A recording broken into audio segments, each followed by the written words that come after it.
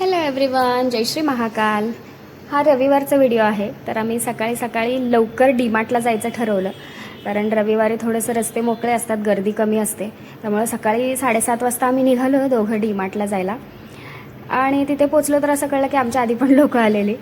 आणि जे घ्यायचं होतं ते आम्ही शॉपिंग केली थोडीफार, म्हणजे घरचंच सामान होतं.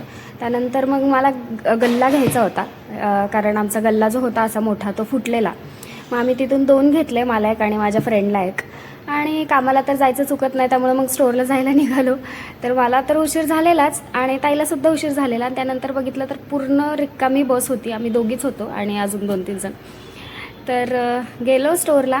आणि हा 2-3 दिवसांनी व्हिडिओ बनवते, त्यामुळे ताई मला म्हणत होते की तू व्हिडिओ का नाही बनवतेस. पण असं काही कारण नाही आहे.